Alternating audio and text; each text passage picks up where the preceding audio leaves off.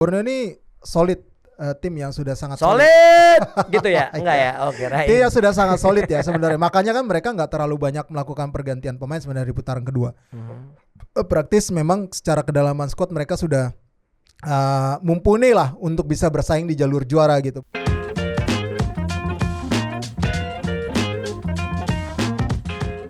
Liga 1 tidak pernah berhenti dari masalah. Permasalahan wasit selalu menjadi masalah yang sangat krusial dari tahun ke tahun.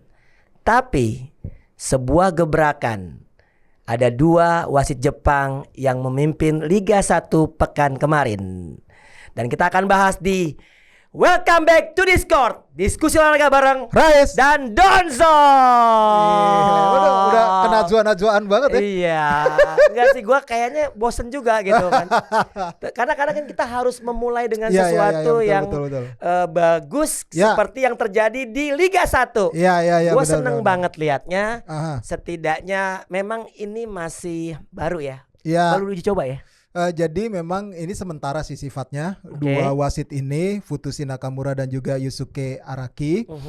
Memang ini adalah bagian dari program kerjasama antara PSSI dan juga JFA yang udah diteken berapa bulan lalu ya. Lupa gua bulan apa.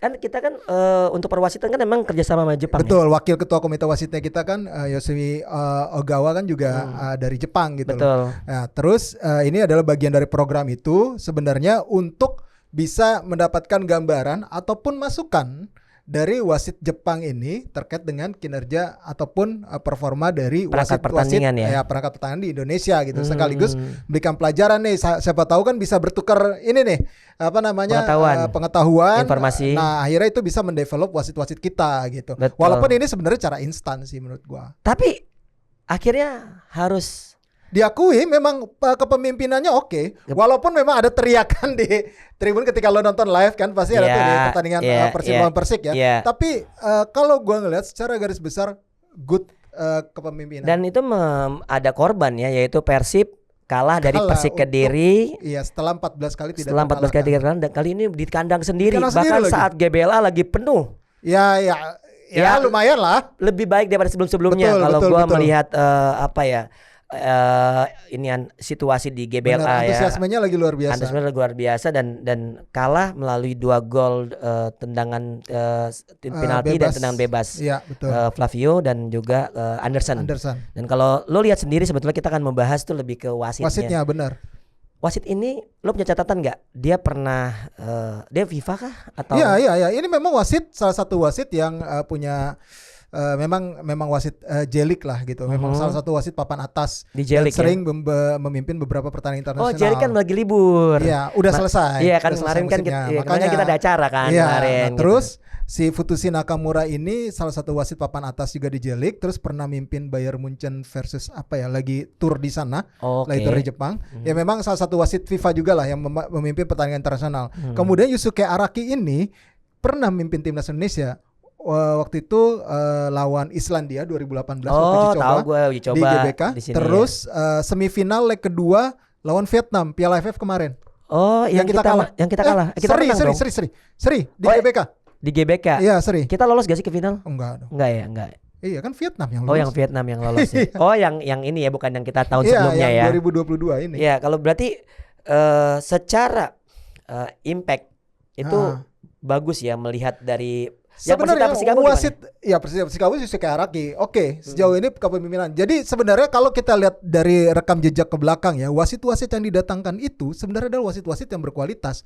Lo ingat Ali Reza yang kemarin mimpin yang dari Iran itu Piala Dunia 2022 itu sebenarnya wasit tapi waktu itu kan waktu mimpin Madura United kalau gue nggak salah ingat itu pernah dapat ini loh sorotan gitu, dianggap memimpinnya tidak baik gitu loh.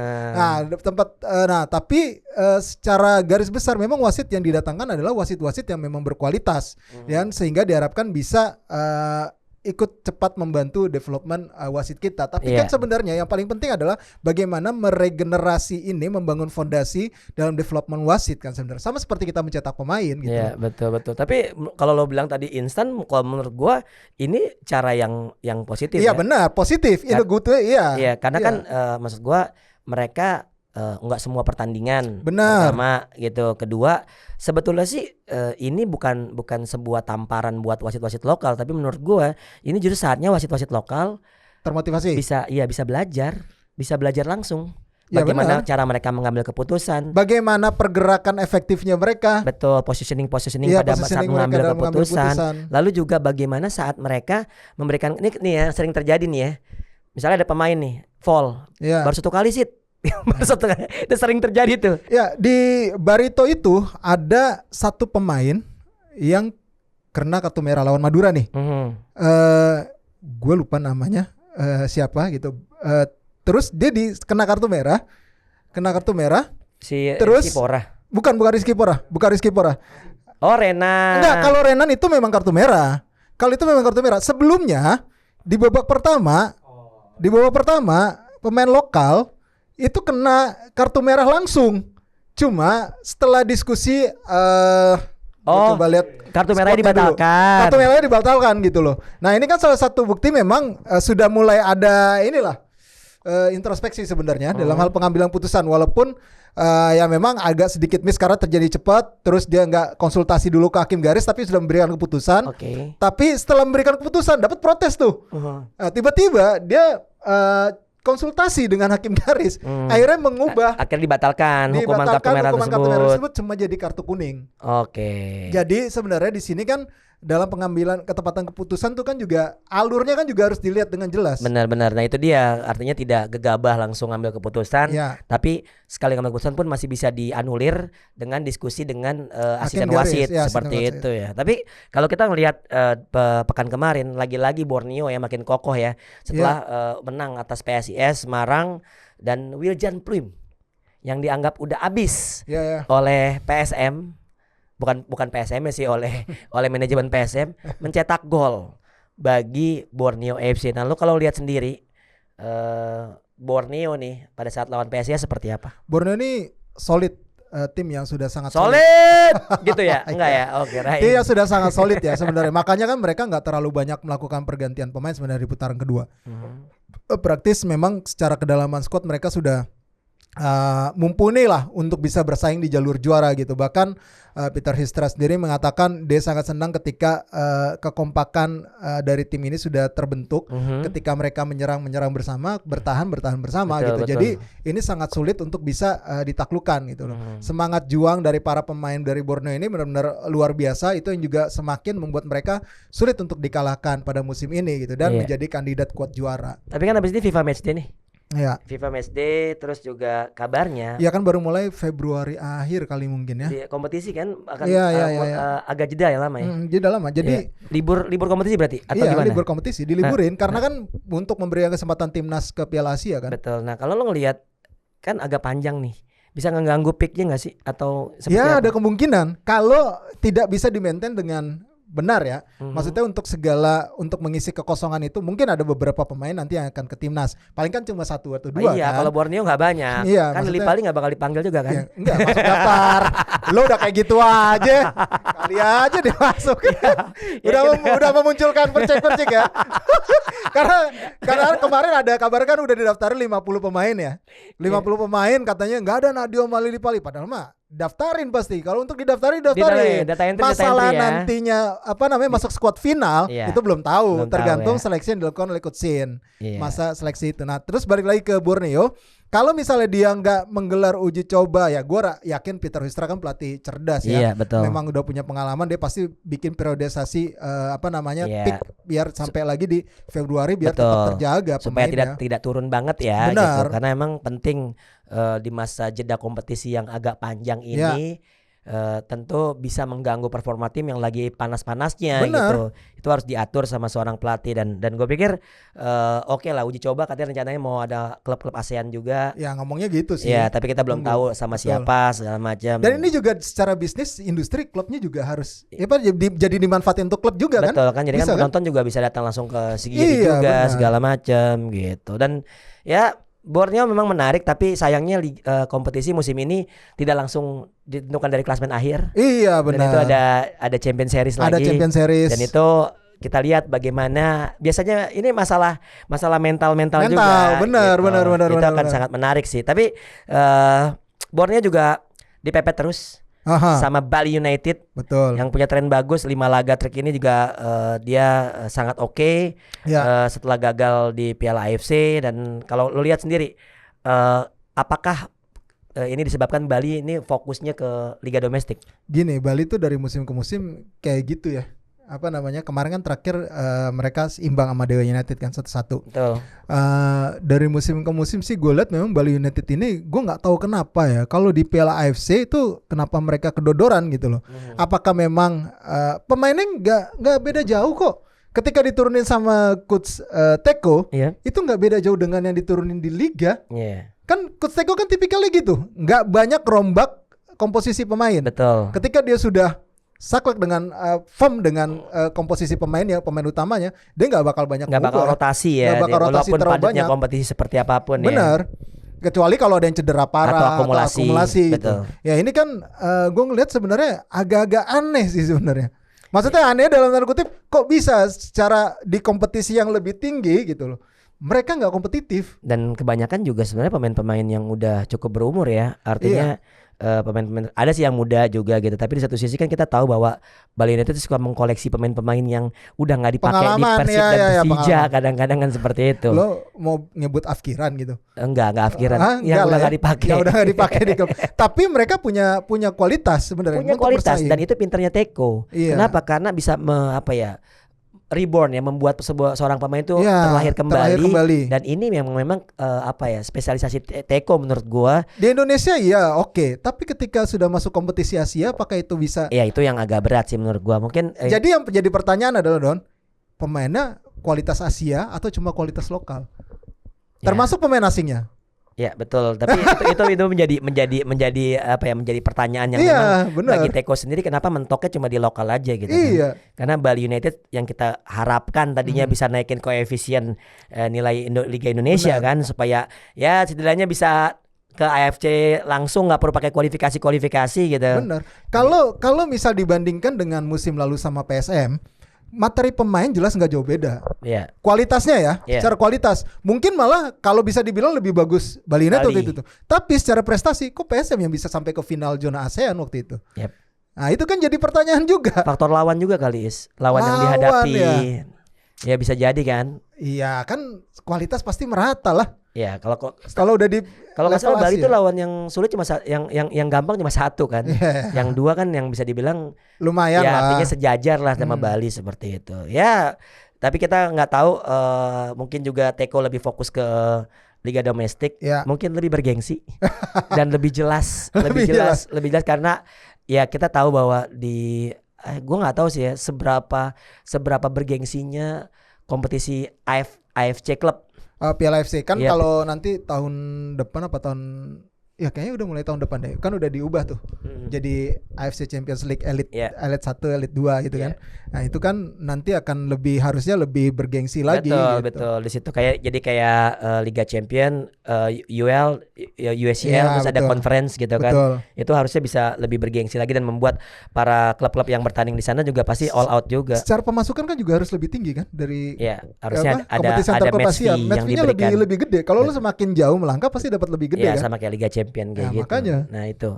Ya kita tinggalkan Bali, kita ke bawah lagi yang nggak mampu menyodok, yaitu Persib yang tadi kita sempat singgung kalah. Tapi yang menarik adalah pemain-pemain barunya. Kiper debut kemarin. Dapat hasil buruk lah ya. Dapat hasil buruk. Kevin tapi Ray, yang menjadi sorotan adalah kehilangan sosok Levi Madinda.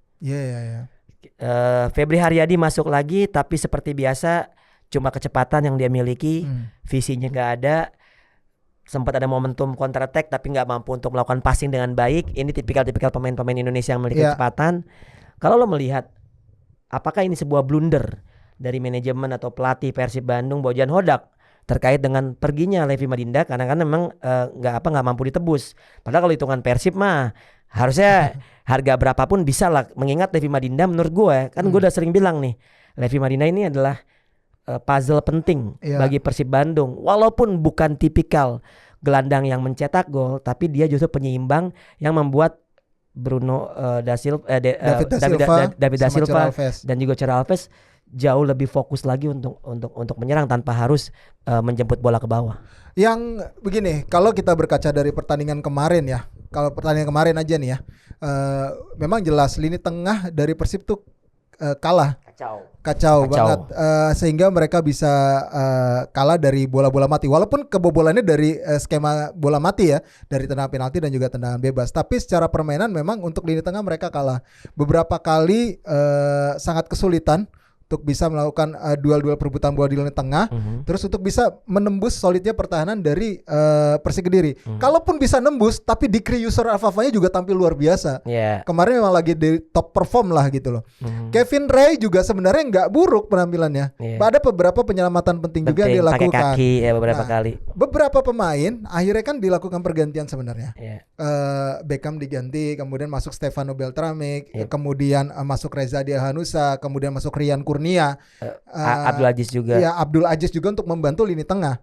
Memang Marklo kemarin keteteran, tidak ada partner karena Rahmat Irianto nggak ada, ya kan? Terus Levi Madinda kan sudah tidak ini. Sebenarnya harusnya harapannya si Beckham. Kemarin Beckham kan, Beckham nampingnya, tapi nggak bisa ngelawan juga kemarin sama lini tengahnya Persik Kediri. Renan Silva, Rohit Chan, lo tahu sendiri. Terus Bayu Otto juga Bayu Otto sangat mobile luar gitu biasa. Nah, ditambah lagi Ze Valente juga luar biasa penampilannya. Jadi di sini memang kuncinya adalah tepatnya strategi yang diterapkan sama si Marcelo Rospide, pelatihnya Persik. Sejauh performa memang Stefano Beltrame ini belum dalam top performnya, dia harus diakui, harus butuh adaptasi lagi. Beberapa memang dalam beberapa momen ketika pergantian dilakukan masuk Rian Kurnia, Rezaldi, ada beberapa momen memang Persib terus menekan, tapi kan lini depannya juga tumpul kemarin. Nggak tahu kenapa itu kok bisa tumpul seperti itu gitu, padahal duet ini sangat maut dan Persib kan tim tersubur saat ini. Iya, kalau gue melihat malah kepintaran si pelatih dari Persik Kediri Marcelo Rospide tadi artinya gini, gue agak kaget karena Renan Silva diduetin sama Ze Valente, duet playmaker dengan tipikal sama dan kaki kiri yang sama-sama strong footnya kiri, dan itu justru bagaimana dengan Rohit Chan dan Bayu Otto itu ngancurin lini tengahnya Persib banget, dan itu membuat mereka beberapa kali sebetulnya Flavio juga punya peluang segala macam, dan bahkan Irfan Badim Irfan Badim udah main kemarin kan main sebagai main pengganti. Ada si Renan juga main agak ke sayap kemarin. Betul, dan gue melihatnya ini sih kepintaran si pelatih juga, kuncinya pada saat Persik bisa menang. Ingat ya, Persik Kediri itu menang di Persib, di kandang Persib dan di kandang PSM Makassar. Iya, benar. Gila ya. Gokil ya. Nah, kalau nggak salah lawan Persija seri deh. Iya, lawan Persija ya. Iya, tapi yang Persija kan S-nya seri. Tapi di kandang Persik bukannya menang ya? Menang Persija. Iya, menang Persija kan? Iya, menang Persija kan? Gitu. Tapi kita akan bahas tadi Persija yang S-nya gue bilang seri. Sempat ada apa? Lawan Persebaya ya. Sebenarnya ada harapan loh waktu lawan Persebaya itu. Unggul duluan. Tapi bukan emang selalu unggul duluan ya? Sering. Iya ya. Persija tuh identik dengan unggul duluan. Lalu terus abis itu kendorin serangan terus akhirnya kebobolan. Iya. Itu menjadi template loh. Itu menjadi template di beberapa pertandingan. Di musim ini. Betul. Bukan di beberapa pertandingan musim ini. Iya, artinya Persija banyak kehilangan poin setelah unggul. Iya. Dan ini menarik untuk dibahas. Sebetulnya ini big match yang nggak big match. Kenapa? Karena posisi kedua tim ini tidak bagus di papan atas klasmen gitu. Baik Persija maupun Persebaya memiliki masalah tersendiri. Nah, kalau lo ngelihat pertandingannya setelah unggul melalui Mecit Gayos, lagi-lagi Gayos yang mencetak gol. Tapi gue bilang sih bukan mengecilkan peran Gayos ya, tapi emang golnya ya tipikally ya tendangan-tendangan jarak jauh terus. Gitu. Nah, kalau lo melihat sendiri Persija lawan Persebaya seperti apa? Ya seperti gue sepakat dengan apa yang Coach Thomas Doll bilang di setelah pertandingan, bahwa masalah timnya ini adalah masalah mental sebenarnya. Namanya bukan Thomas Doll lagi, Thomas Drow. Thomas Drow ya. Dia tuh kayaknya sudah benar-benar kesel sih.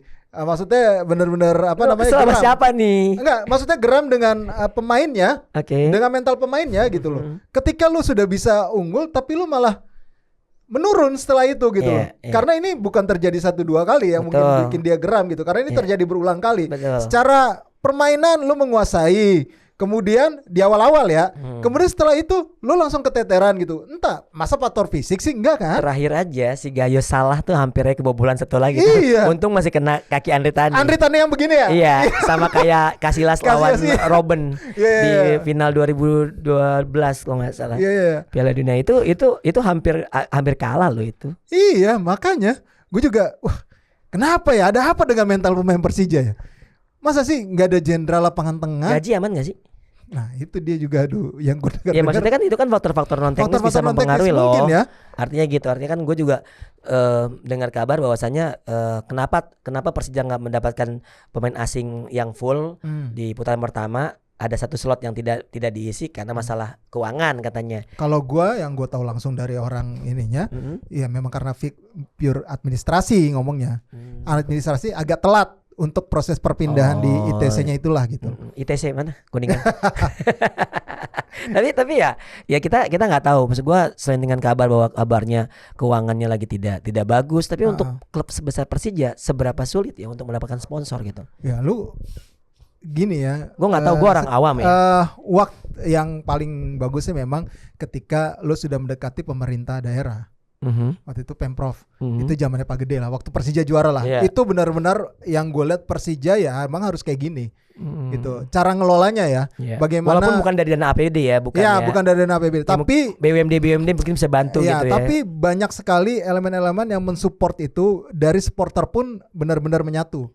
Harus gue akuin cara pengelolaan Pak Gede waktu megang Persija. Harus gue akuin dan bisa juara dong. Pendekatannya pendekatannya ya. Ke atas ke bawahnya bagus. Nah, ini gue sekarang memang lebih modern manajemennya kalau gue lihat ya. Banyak visi yang besar yang mereka coba ingin lakukan gitu. Tapi mungkin terganjal dengan culture kita yang masih belum siap dengan mungkin visi yang akan mereka jalani. Kalau gue ngelihatnya dari culture kita ya, mungkin harus pelan-pelan ngebangunnya. Plus cara mereka untuk meyakinkan sponsor juga. Ini juga agak berat ketika prestasi juga tidak mendukung gitu loh. Kalau lo jual, pasti gue yakin manajemen Persija pasti akan jualannya ada salah satunya supporter gue banyak. Iya dong. Punya basis masa yang besar. Pasti itu kan salah satu jualan pasti kan. Betul. Terus rata-rata penonton yang terbanyak juga kan Persija kan. Benar. Nah itu kan dari situ aja sebenarnya manajemen Persija juga sudah mencoba membangun hal-hal agar bisa lebih bonding dengan The Jack lah ibaratnya gitu. Banyak sekali kegiatan yang bahkan mereka menyediakan satu space, maksud gua, ruang bagi The Jack untuk bisa memberikan kritik berkomunikasi langsung. Berkomunikasi. Nah, ini kan cara-cara yang bagus sebenarnya. Walaupun perbaikannya belum bisa sesuai harapan sekarang. Benar. Gua yakin sekarang lagi di titik berat sih manajemen Persija tuh. Pasti. Prestasi tidak kunjung hadir, kemenangan tidak kunjung hadir, tekanan juga makin kencang gitu kan. Sponsor agak kesulitan mereka. Harus juga akuin kemarin kan Pak Panca juga sempat ngomong kan, waktu ulang tahun kalau nggak salah. Ibaratnya dia tuh sebenarnya benar-benar lagi muter otak untuk gimana caranya dapat duit lagi. Oke, itu adalah permasalahan tim ibu kota ya. Dan kita untuk Persija kan sempat datengin Gustavo Almeida, cuman kan nggak kepake. Cuman kan Gustavo cedera sih, bukan nggak kepake lagi, nggak kepake karena cedera. Nah, perolehan golnya pun mandek. Udah mulai hampir disalip David da Silva karena kebetulan David da Silva kemarin nggak nyetak gol. Tapi Junior Brandao, waduh gokil sih. Ini memang pembelian terbaiknya Bayangkara nih karena sudah masuk ke 12 gol. Ya, dan kita tahu bahwa Junior Brandao ini salah satu proyeksi untuk membuat Bayangkara tetap bertahan di Liga 1. Jelas. Kalau lo ngelihat sendiri pergeseran di sektor pencetak gol terbanyak ini sementara, lo ngelihat seperti apa, Is? Gini ya, kalau pencetak gol ya emang gak jauh-jauh dari asing sih. Sekarang penyerang lokal kita tuh agak mandek juga ya. Dimas Derajat juga bersama Persikabo. Karena kita emang nggak ada number 9 selain gitu Dimas Derajat dulu. Ramadan Sananta kemarin lagi Persis kalah. Iya kan? Ramadan Sananta nyetak gol dari jarak jauh lah ya. Tapi ya gue ngeliat sekarang agak kesulitan juga nih striker lokal kita untuk bersaing gitu. Tapi biar bagaimanapun terlepas dari itu, Junior Brandao harus gue akui adalah pembelian paling terbaik saat ini dari Bayangkara di putaran kedua. Apa perlu dinaturalisasi nih? Jangan dong. Enggak lah. Siapa tahu ada darah keluarga juga. Enggak. Lu nggak setuju sama naturalisasi? Iya. Kok Ratu Resasi nggak setuju larinya? Nggak, kalau Junior Brandao, kalau gue lebih baik jangan. Jangan ya. Jangan juniornya, senior. Junior Brandao jangan lah. Gitu. Oke, kalau prediksi lu benar lebih banyak lu kemarin benar 5 dan gue benar 4 dan sebelum libur kita akan prediksi juga pekan ke-23 ya. Ini ada beberapa pertandingan yang tentunya bakalan seru sih sebelum menutup kompetisi menuju ke istirahat sebentar. Ya. Oke, langsung aja PSS Semarang menghadapi Madura United. Madura jadi menang loh. Iya, ini kemarin tuh kayaknya mereka ingin memberikan kado ke Lulinha deh. Iya. Karena Lulinha kan sebelum pertandingan Ulang kan tahun. iya, bukan ulang tahun. Apa pesan ke kan itu pertandingan kan perpisahan. Oh, Gua perpisahan. pengen lu sebagai kado perpisahan lu menang Kemana gitu. Bayangkara? Ya nggak tahu gua kemana. Kemungkinan Bayangkara luar negeri Laos. deh. Bayangkara Laos. Ya Oke. udah, gua kalau ini PSIS. Ya jelas gue PSIS karena PSIS. PSIS pasti pengen memperbaiki hasil tandangnya dia Ya, kemarin karena lawan mereka Borneo. masih ingin konsisten untuk bisa bertanding 4 besar. Betul. Nah ini dia pertandingan yang seru menurut gue pekan ini yaitu Rans menghadapi Borneo FC. Main di Sleman ya. Main di Sleman. Imbang ini. Gue Borneo. Oh, lu masih Borneo. Gue masih Oke. Borneo. Persija, PS Sleman. PS Sleman kemarin menang 1-0 Iya, betul. dan Persija SC seri. Masih selalu seri. Kalau lo ngelihat Persija lawan PS Sleman. Ini sih harusnya Persija menang. Persija harusnya menang. Harusnya Persija menang. Ya, harusnya Persija menang. Tapi kan kita tahu ya, Persija yang selalu bilang harusnya jadi seri lagi. Iya, Gue menang ya, lo menang. menang. Persis Solo Dewa United. Wah, ini seru. Dewa United gokil loh Iya. ya. Kemarin animbang kan Bali United. Dewa United Gua seri deh. Persis Solo Persis lagi nggak tahu kenapa ya Persis Iya, ya. lagi inkonsisten gue. Iya, ya gua masih menang Persis lah sekali ini.